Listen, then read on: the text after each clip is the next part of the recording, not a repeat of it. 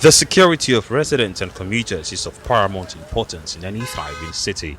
Like any other state, residents of the Federal Capital Territory are relying on the government to provide these necessities. Recently, there have been an increase in incidents of insecurity. Activities like kidnapping, car snatching, and burglaries have made the residents to feel unsafe.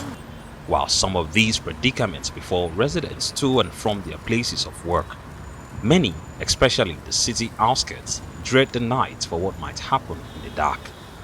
No, no, there's nowhere we have security now in Nigeria. Actually, even in FCT here, before we think that the FCT is a place that is secured because we have high ranking officers, high ranking government officials in this FCT. But for now, what I'm saying, nowhere is safe in Abuja now, in FCT here now. Yes, I think in Peggy the last time they came. I have a friend in Peggy. In fact, he have packed out of that place. He said they will shoot. They will shoot sporadically, guns everywhere. Before you know it, they will kidnap children, men and women, and before you know it, they have vamoose, nowhere to be found.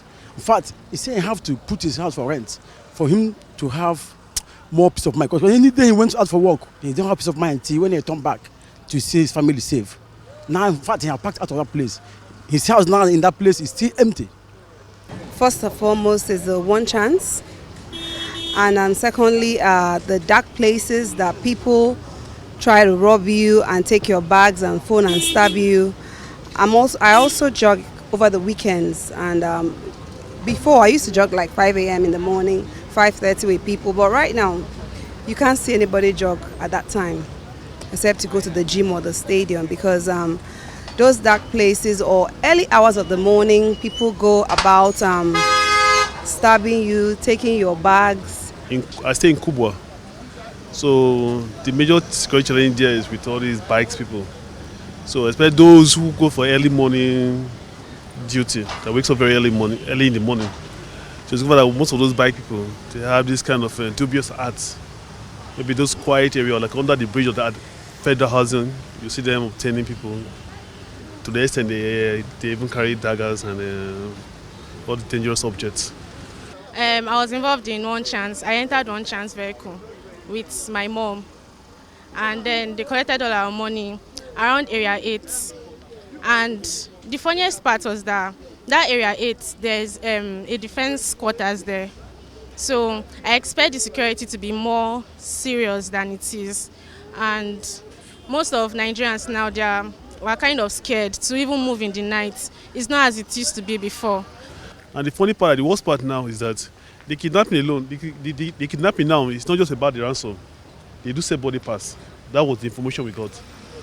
So once you have been kidnapped, instead of asking for ransom, they look at the person. The person is maybe physically okay, and maybe they have bias somewhere. You see them removing the parts of those human beings, which is so outrageous. The activities of vandals and scavengers are also well documented. Infrastructure like street lights, manholes, and other government properties are vandalized on a daily basis.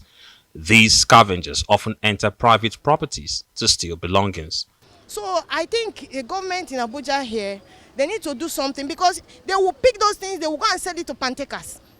Those pantakers, they need to work on those pantakers, because if they did not see where to sell those things, I think they will be afraid. All the pantakers in Abuja, those bambola, they will buy those things, they will go and sell it in a cheaper rate. Because if you go to that place, you see newly buy properties there, and you wonder how can somebody dispatch all these things. Some even get leather that shows you that they have not even used it before. Politically, there may be an argument about FCT having a special status, but as the seat of power, residents expect that more can be done to ensure that the city is safe. Ferdinand Duroha, Arise News.